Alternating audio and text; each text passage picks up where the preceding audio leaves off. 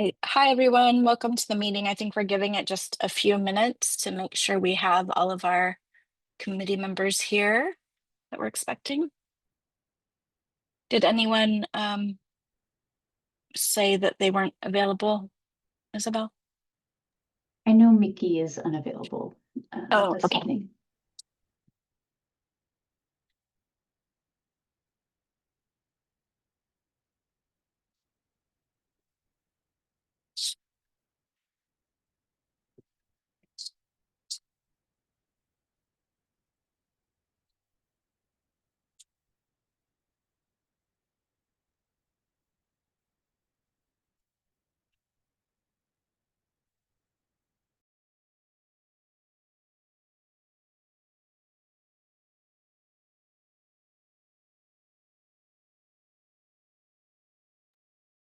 I'm seeing 6 committee members, including our chairs. Is that correct, Isabel? Which is not quite quorum, but.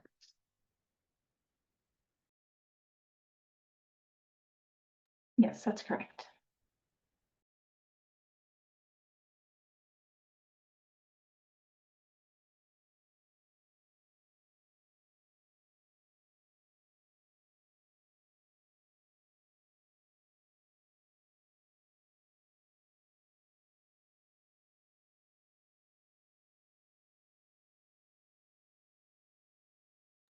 Should we give it one more minute and then get started at 4:35?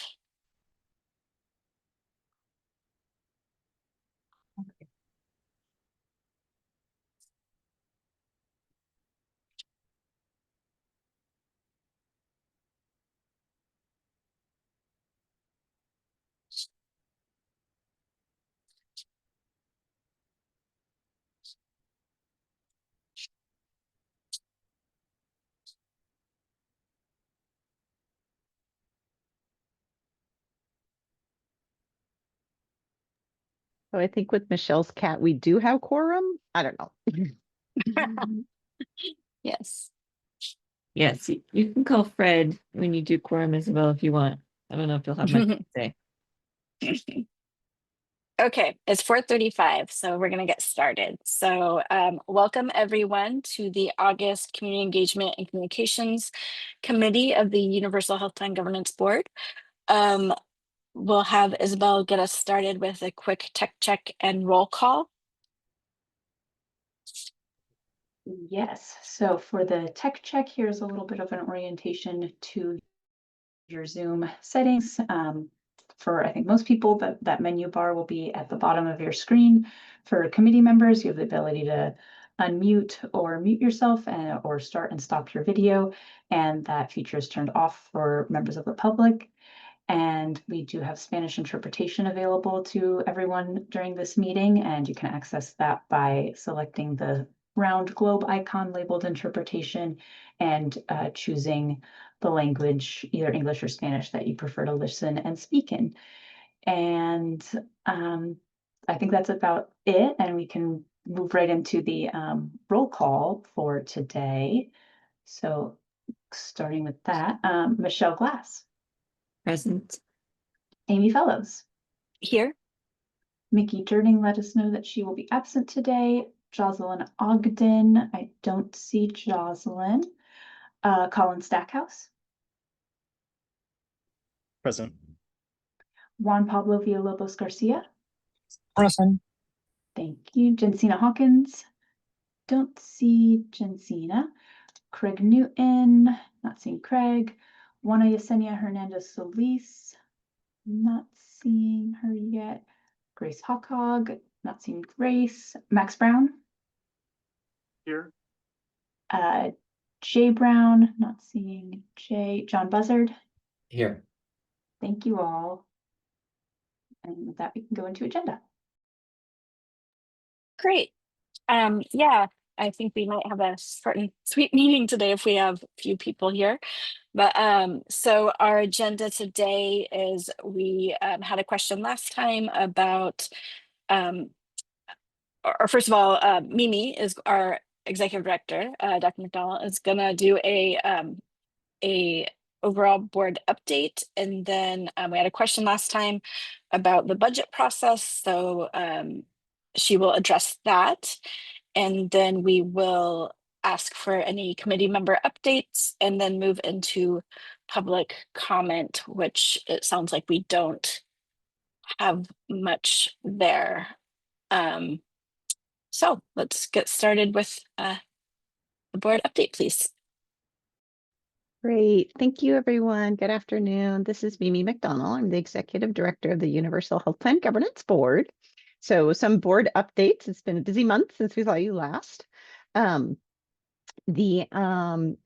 of the main items that people may have heard about is that the Governance Board legislative report, which is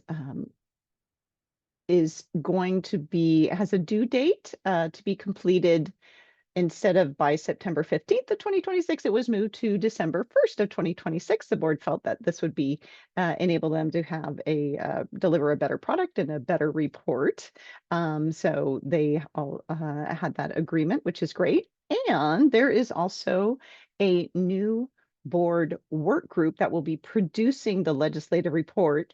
Since we have two of our board members who are on that work group, I will let them speak about it. But just so people know about this, so there are virtual meetings that are occurring weekly, except for the weeks when there is a board meeting. They are occurring Thursdays from 8 a.m. to 9 a.m. They are public meetings, that commitment to transparency.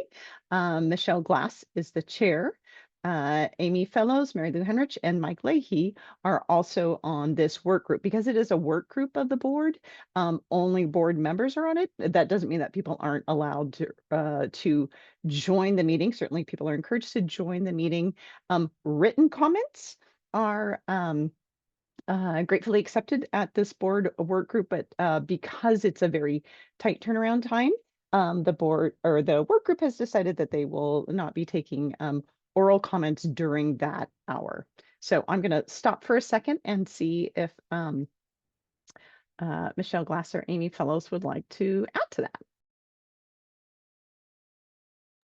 I'll let you go ahead, Michelle, since you're the one that got us the work group. Sure. Yeah, thanks. Thanks, Mimi. So this work group is different from a committee in that it's very short term. It's focused on a specific project that the board wants to put some additional time and energy into that we don't have time for during our regular monthly board meetings. We have done this once before in 2024 when we were working on developing our board work plan and also our values and principles.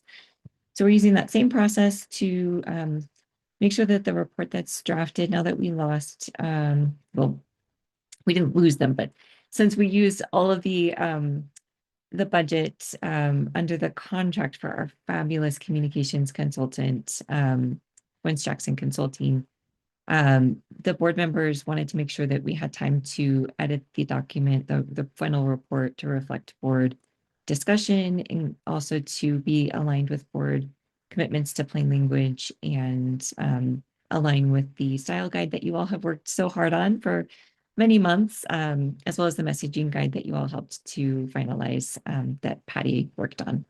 So if you want to join us bright and early, we meet tomorrow morning and every Thursday, as Mimi said, except for board meetings. If you are doing something else or not on Zoom at 8 a.m. in the morning, you can always watch the recordings on our website. So thanks. Thank you, Michelle. All right, just a couple other updates. I've talked about this previously, but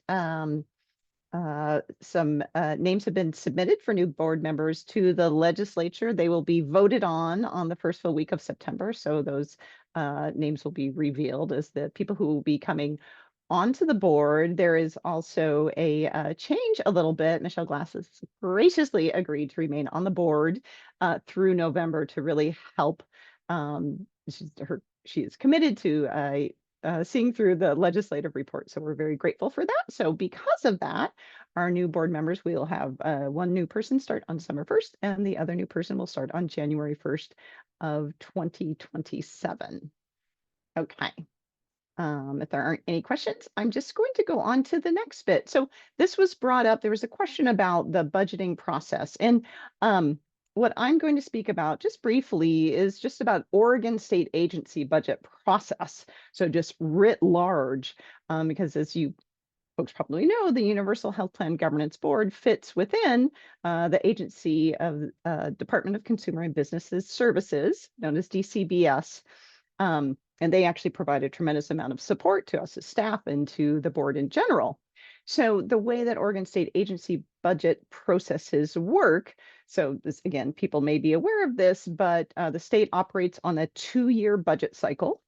So starting in July 1st of odd number years, and then it ends 2 years later on June 30th. So people frequently talk about a biennial budget. So this biennium, which is the 2025 to 2027 biennium, the budget will end on June 30th of 2027. So state agencies, essentially, as soon as they turn in their budget, they start working on the next one. So in even numbered years, agencies start creating what are called agency budget requests, known as ARBs, agency requested budgets. They follow the constraints and the direction of the Department of Administrative Services, which is also known as DAS, D-A-S, and of course the direction of the Chief Financial Officer and that part of the agency. So once that budget, the agency budget, is developed, then it is reviewed by the governor's office and by the DAS CFO. And that organization, that part, makes decisions to create recommendations. And then that is developed into a governor's recommended budget. So agency requested budgets do not always make it exactly the same into the governor's recommended budget. Usually there's a lot of consistency though, but there are some changes. The governor's recommended budget, then, that is essentially completed right towards the end of even numbered years. So we'll say around December of this year is usually when that's revealed. Will be shared with the legislature in January of odd numbered years. So again, think bienniums, a lot of input into all of these budgets, and then we'll go on to the next slide. Thank you. After you have a governor's recommended budget, the legislature reviews this budget because, of course, the legislature is in charge of approving budgets for state funds. So they review the governor's requested budget during the long session, lots of hearings, they get input, and then the legislature votes on bills with appropriations. That turns into a legislatively adopted budget, and that is sort of the final bottom line. That's usually released late in June. Occasionally, adjustments can be made. There's something called an emergency board that can make changes when the legislature is not in session. And very occasionally, as folks may remember, sometimes a special legislative session is called. So all this to say, this is kind of there, as you can tell, there is a lot of work that goes into agency budgets with a lot of input. This is a little bit of not quite, I'm just a Bill. Yes, I'm only a Bill from Schoolhouse Rock, but it's close. So, people may not be familiar with it. So I just thought we'd share this, and I'll see if there's any questions from any of our committee members. Otherwise, I'll turn it back to our co-chairs.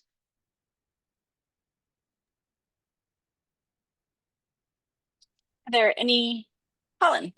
And just before you go, Colin, I just see that there's a member of the public that's had their hand up, and I just want to let you know we're not ignoring you, but we do have a process for public comment. And I don't know, Isabel, if maybe you can put the process in the chat so that everybody knows about that. And then I'll move ahead to Colin. Thanks. I think I know the answer to this question, but I still want to ask it. I assume that you, Mimi, and staff and like the board has been communicating to a degree with the governor's office, like in the formation of their recommended budget. Okay, cool. Good. If the answer was no, I'd be stressed out, but I'm glad that there's been good communication about it. So. Thanks, Colin. There's a ton of work that happens behind the scenes. And this is like a small window into that work. But yes, thanks for asking that question, and thanks, Mimi, for bringing this. Now I want to like a song out of it. I think it's a great idea, but thanks for bringing us this mini budget reminder for all of us. Any other questions about the budget process?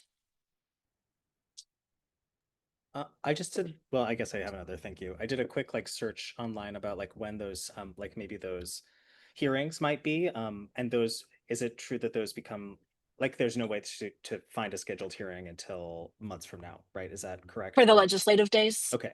Oh, it's those are the same thing. Okay, cool. It's during the legislative days that they do. Or wait, am I confusing things? Mimi, you answer in case I'm Yeah, confusing so it's things. during the legislative session.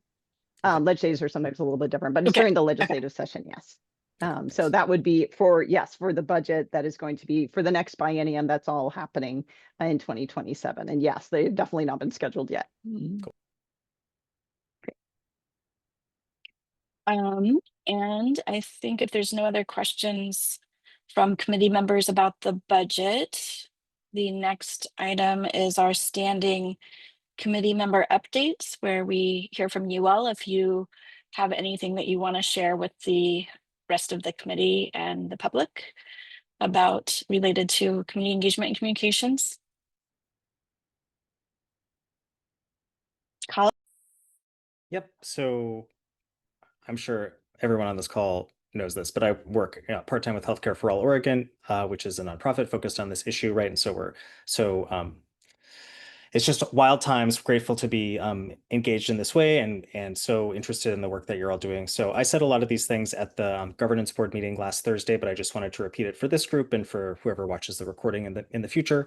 Healthcare for All Oregon, myself and another colleague, we've released a podcast last week called the Healthcare for All podcast, which I'll put the link to our homepage in the chat, but you can find it anywhere you get your podcasts. And we're talking about a lot of things. We talk about what universal healthcare is, the different kinds of universal healthcare systems, and then trying to like distill the incredibly complicated work that you guys are doing into some sort of podcast form. We are we are not as speedy as we thought we'd be. We're just releasing sort of our take on the March and April like the focus group report that was released during those times. So that's our next episode, which is 100 years ago in governance board time. But so that's a resource that will be continuing to grow over the next chunk of time, and potentially as appropriate or never, who knows, would have some governance board members participate, or Mimi, because that's, I know, a lot of Mimi's role. So that's one thing for folks on this call to be aware of.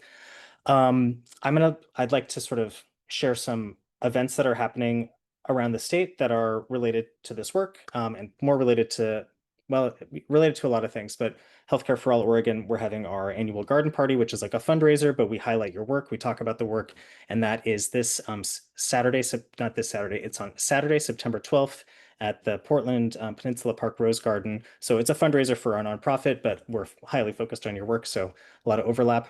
And then I said this, like I said, on Thursday, but there are other groups besides Healthcare for All Oregon that are also super focused on this success and trying to figure out the ways to strategize, legislatively with voters, which is sort of outside of the role of my organization. So there's some similar to the town halls that I helped to coordinate this last April and that governance board members participated in. There's a series of events that are traveling around the state focused on this issue, and bringing people together to talk about this work. And I'm not coordinating those, but I wanted to share those dates and locations with the people on this call. So that's Wednesday, September 16th in Bend, Thursday the 17th in LeGrand, Friday the 18th in the Dalles, Saturday the 19th in Salem, and then the next week, Wednesday the 23rd in Medford, Thursday the 24th in Coos Bay, Friday the 25th in Newport, and Saturday the 26th in Astoria. And so, like I said on Thursday, keep your eyes peeled for more better information than because I don't know. But those are the dates and locations that I know of.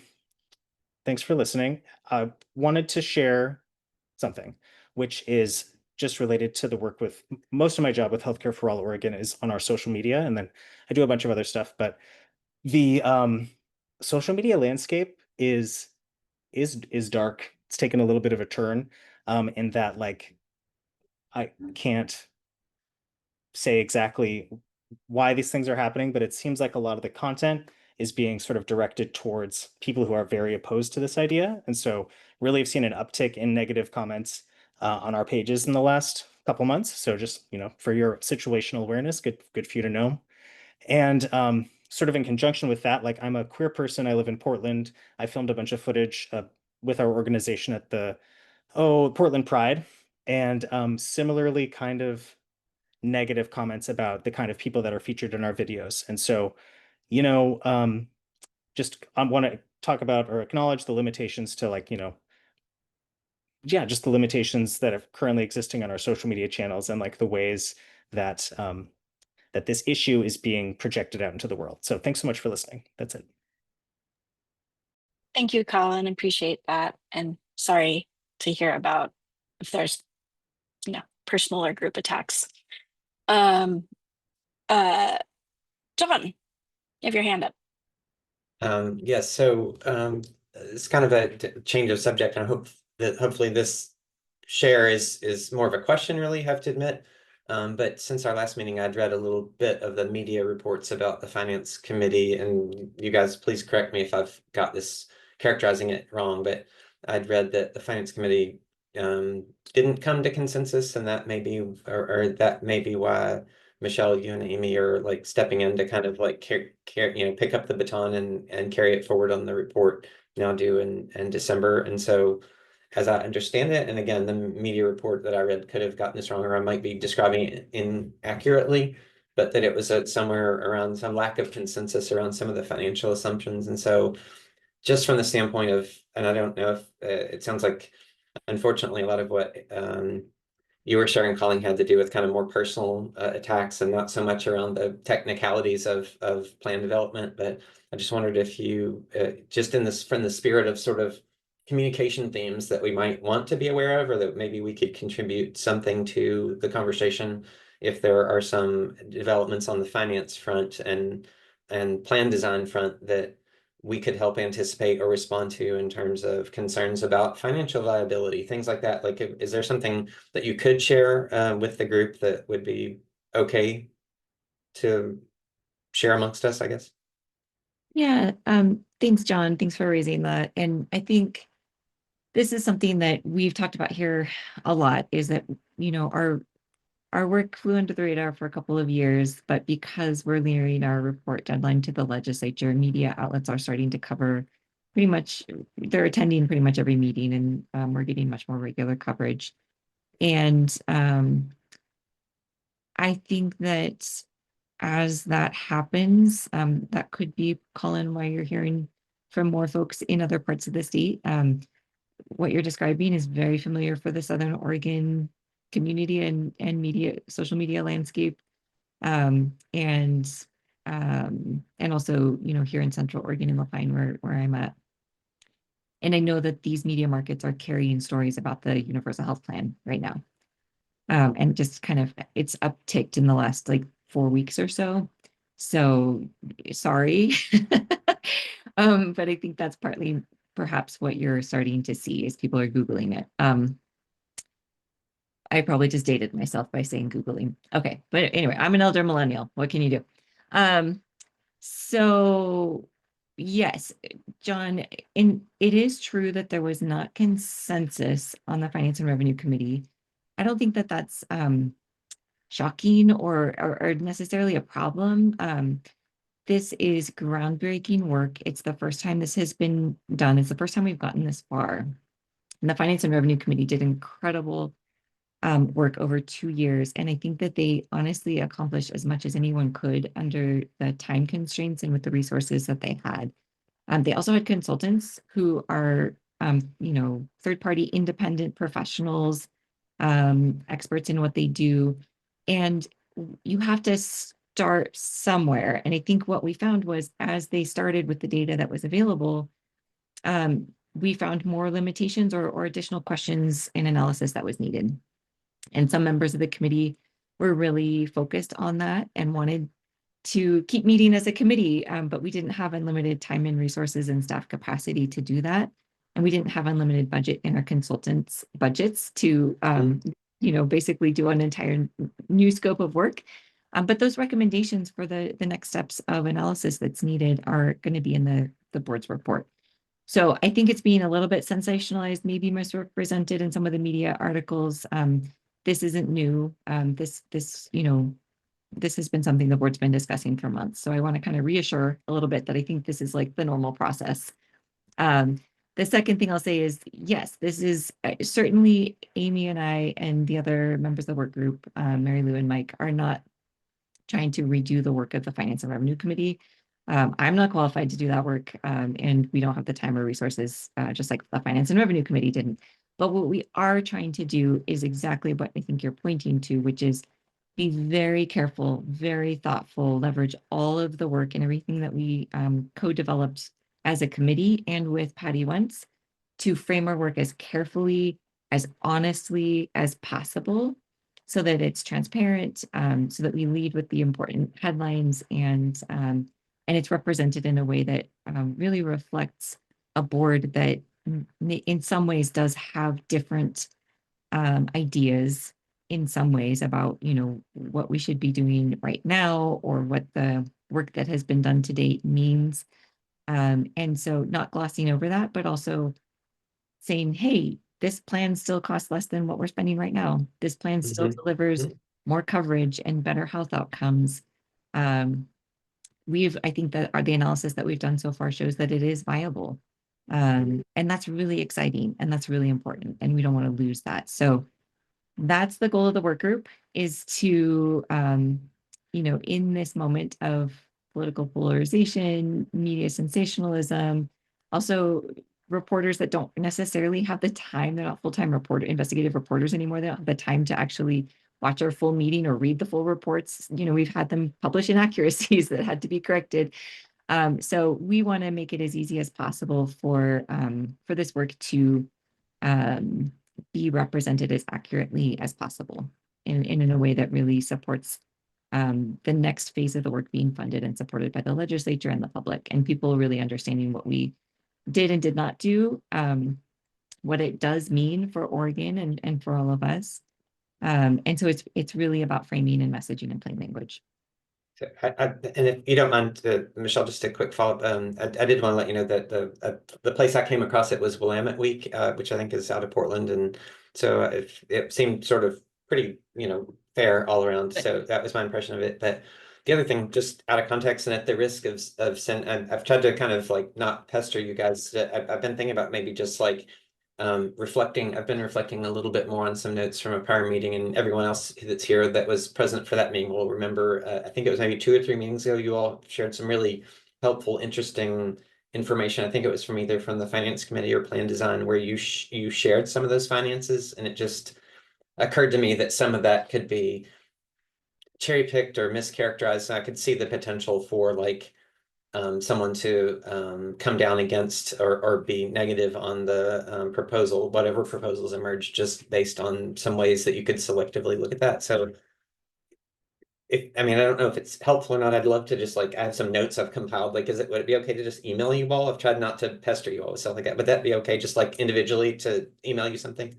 That'd be great, John. Yeah, you can either email it to staff and staff can share it with us, or I just always email stuff to staff when I've sent anything in the past. So I'll do that. Thank you. Thanks, John. Yeah, I I appreciate that. Thanks, John. Any other? Oh, Colin, yes. Yeah, to bounce off John's comments and just talk more about the financial part, I'm looking at the slide deck from last Thursday's governance board meeting, right? And talking about this coming meeting on Thursday, September 17th. And the intention, right, is to have the revenue models with scenarios. And I didn't get the chance to ask this question directly to Mimi in that meeting, but if hope springs eternal, perhaps when those revenue models are delivered, is there an opportunity for like a calculator, or what do you think about that? Or when those models are delivered, what's the best case scenario to take that information and put it towards the public in a meaningful way that can't be misconstrued? Or I guess we'll see how it goes. If you find a way to make information that can't be misconstrued, you need to definitely let us know and probably trademark it. Heard. I honestly, unless Mimi has any insights from future board discussion and work, isn't something that I think we can comment on at this point. I know it's hard to watch, we have 3.5 hour board meetings and people are busy. but I won't know what that looks like until September, when the materials are posted, just like all of you, because of public meeting law. And so if there's follow-up questions at our September CECC meeting from that, certainly bring them back. But I can't comment on what that future work is going to look like. I do know that we will be discussing, starting tomorrow morning, some feedback from board members about, how do we include some scenarios that help people picture what this looks like in their lives, right? And so that's going to be something the work group is discussing. And certainly as the board, I think as you saw last week at our August board meeting, as the board makes decisions or adopts new material, those decisions in that material are potentially things that the work group will work to incorporate into the report framing that we're drafting. So I hope that helps. And Mimi, maybe just to put you on the spot a tiny bit, but I don't think so, because we've talked about it multiple times in the past, that there was a plan to create a calculator that was public facing. So maybe you can just kind of give whatever update on that, and that might help Colin as well. Yeah, what I can say is that in terms of the process, in terms of developing proposal models, certainly any models that are proposed or evaluated will be, sort of that the board has agreed, yes, we want to look into that. Some were discussed at the last meeting, and there'll be more follow-up with board members to make sure those are ones that they want to look at. And then what I would say is that there, one of our consultant group, Echo Northwest, is in the midst of developing a calculator, but until you have the model that you want to be represented, you cannot have a calculator that can be shared. So I don't know if that is helpful at all, but that's kind of where we're at. Yeah. It's Thanks. helpful. Thank Kind of a chicken and egg we're in. Michelle? I think this board has been a chicken and an egg the entire time. I just wanted to say, for folks who weren't at the board meeting, just to clarify that last comment, which is really important context. The board, one of the things the board is doing right now is not recommending a single finance and revenue model for the plan. And instead, what we're going to be, what Colin was just referring to, what we're going to be looking at in September is potentially some mock-ups of what multiple different models might look like, or the beginnings of that. And so because there isn't, like I said before, because there's some additional analysis that some board members feel needs to be completed to make sure that we have all the right assumptions built into our model. Because, right now, what do professional actuarial analysts have to look at? They have like the current status quo in America, right? And that's not a universal environment. So there's potential to do additional analysis later, which means that if we recommend a single plan now to the legislature, it may not be ready for implementation. And we want the best possible chance for the Universal Health Plan to move forward in Oregon. So we don't want to present something prematurely that isn't ready for implementation. So the board may say, here are the components we looked at. Here are different ways that those components could be adjusted up or down, because there are real trade-offs. And those trade-offs really need to be wrestled with. And one of our recommendations is that the public in Oregon be invited into the process of helping to make those decisions, because they're not all just objective, this is better, this is worse. It's like, this is better in this way, worse in that way. This is better in that way, worse in this way, right? And a really simple example, which we've talked about a lot at the board level, is the more you make something progressive in terms of the funding and the taxation, the more complex it gets. And the more complex it gets, the lower public support and understanding of it gets. The more simple you make something, that's one of our other values and principles and goals, the less progressive it gets. So these are levers that can be adjusted up and down, and it's a real trade-off. And so we're not ready to say simple is better than progressive or progressive is better than simple. There's a balance that needs to be struck. And so we're going to, I think what we're working on right now, pending board decisions, in the future is presenting a couple of different scenarios to really help the legislature understand what those trade-offs look like. So that is a very long answer to your question, Colin, but I just wanted, for folks who weren't at the board meeting, I wanted to add in some additional context for why there's not like one simple calculator, because you can't have a calculator that's like, here are the 6 potential ways this could be funded. Put your information into all 6 and see, what you think. It's not what we have the capacity or the funding to ask our consultants to do at this point.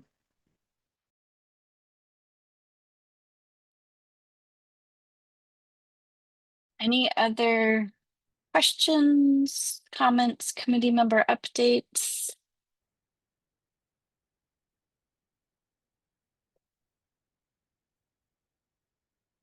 And I think the next agenda item is public comment. Is that right, Isabel?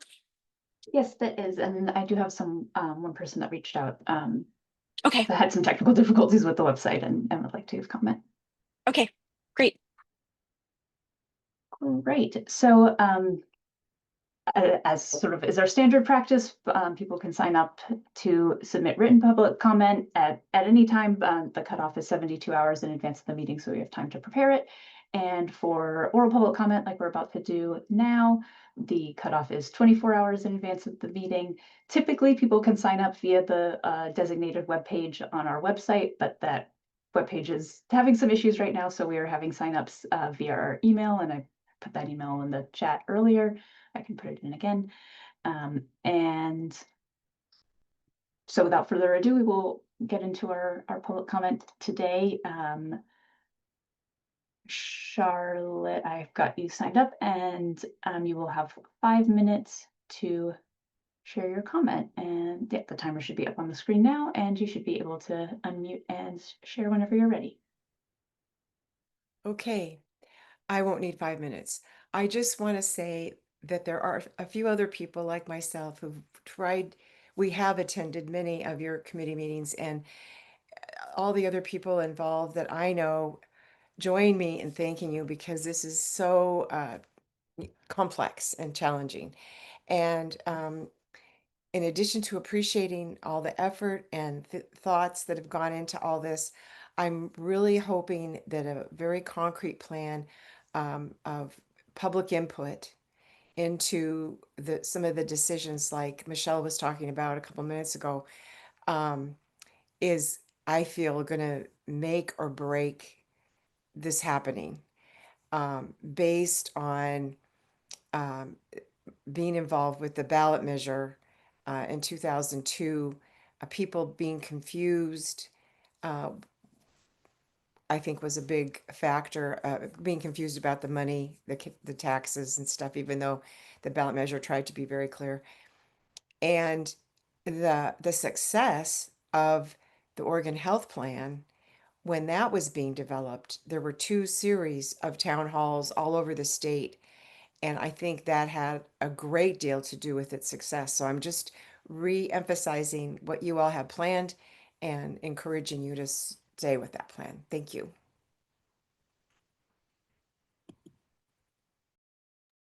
Thank you, Charlotte. Appreciate your comment. And we did get one written comment as well.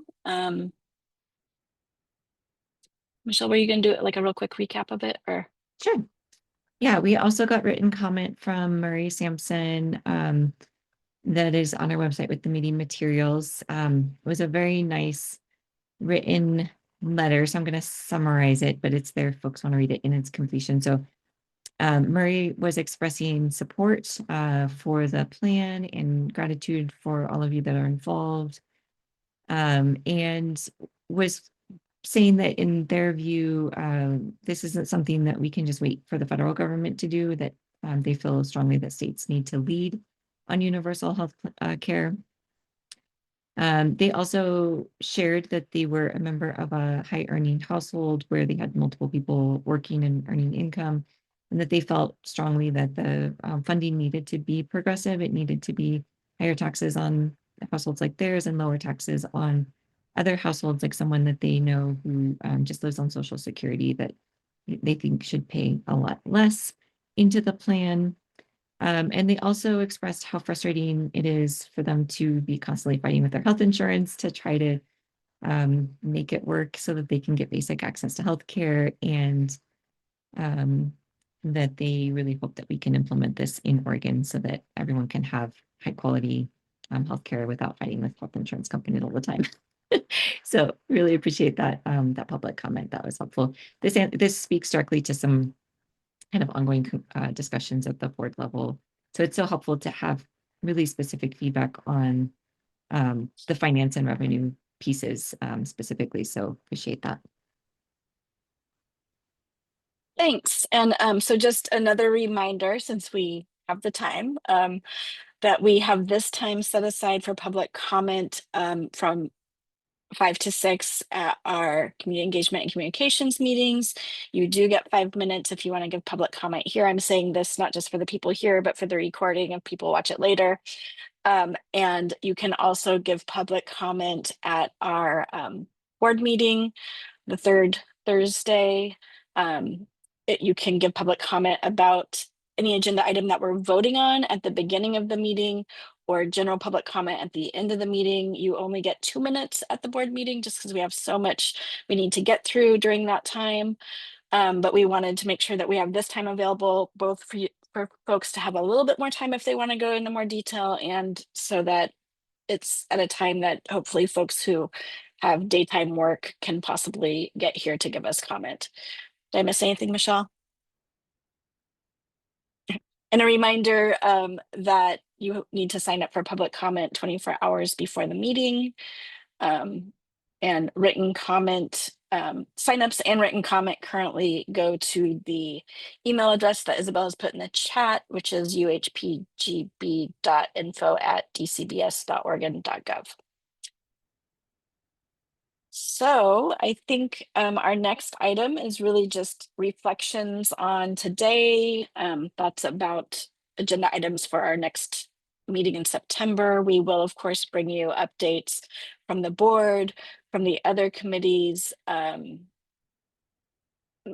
I'm just kind of thinking out loud. Maybe we can get an update on the transition committee, what's happening there here, if that's possible. Go ahead, were you gonna say something? Oh, I was going to say, so the transition committee has ended. Oh, that's they right. ended I'm their- sorry. Yeah, that's I right. forgot about That's okay. We're the only committee. The report work group is the only committee. So you will get an update about the report work group and where we are in the process in September. And any other reflections from today? I know we started getting into kind of where we are, the natural part of the process where we are starting to get more attention and being picked up in the media and all of that. So I'm sure that will be an ongoing conversation as things develop. Colin? Yeah, I'm curious, just the topic of like the thing that Michelle, I believe you just said is important, that we need to get different feedback from the community, from Oregonians about these potential, options or these potential ways forward. And that's going to be like in collaboration with the legislature or something. And I'm just looking at, we have 2 meetings, I believe, until this committee is done. Maybe I could be wrong on that, but I guess I'm bringing this up if we want to, as a team, think of like any suggestion, like last little like 3 bullet points of considerations for the next people picking up the baton to like bring those potential options or ways to bring those options forward, or does that make sense? Did I get a cohesive thought? Thanks, Colin. I think I'm just writing myself a note to send you all the report draft as the board, starts approving it, so you can kind of see. I think you'll see your work reflected there in those recommendations for the community engagement section. That is something that that you've made suggestions on, that this committee has discussed, multiple times, and those were written in. So the report is both a report on the work that we've done and a and some recommendations for next steps that the legislature can fund for that work to continue. So if I understood your question correctly, I believe you will see that reflected in the community engagement and communications section under the recommendations. Okay. Yeah. And we can bring that back. Yep. In September, while it's still in draft. Well, I mean, we did review the And draft that's right, we did. of the community engagement and communications section of the report. So I think as the report draft gets updated and finalized and framed consistently, by, as the board kind of starts making some decisions around the direction of the report, we can bring some of those updated drafts. But yeah, we've been listening, and I think that you'll definitely see the work of this committee and the recommendations that we've all made reflected in that. Thanks. Any other thoughts from committee members?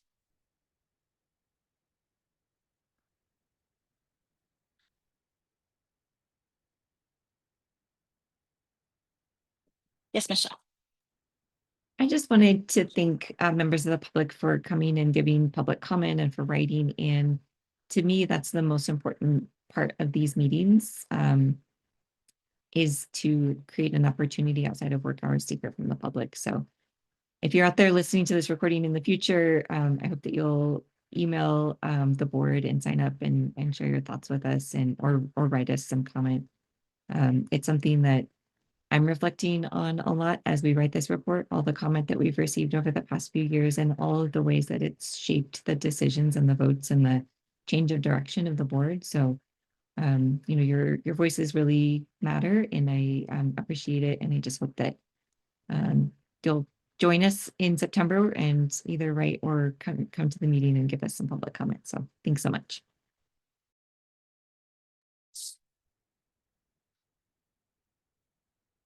Last chance for any other thoughts from committee members? I know today is kind of a short and sweet meeting. I anticipate we probably will do a 4:30 start again next month, based on kind of where we are in the process and the agenda. So we will see you next month at 4:30.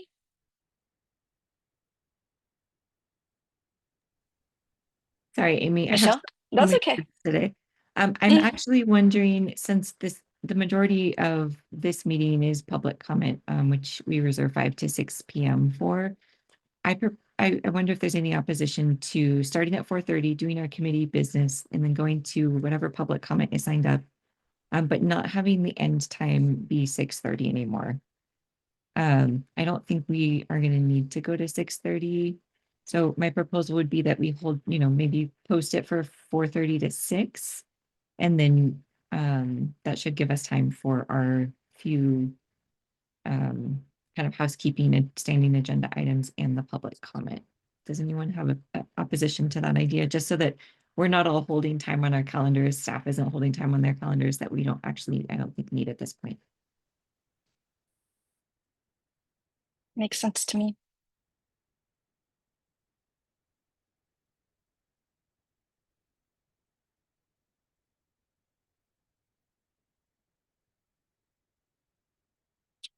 Any other thoughts from folks?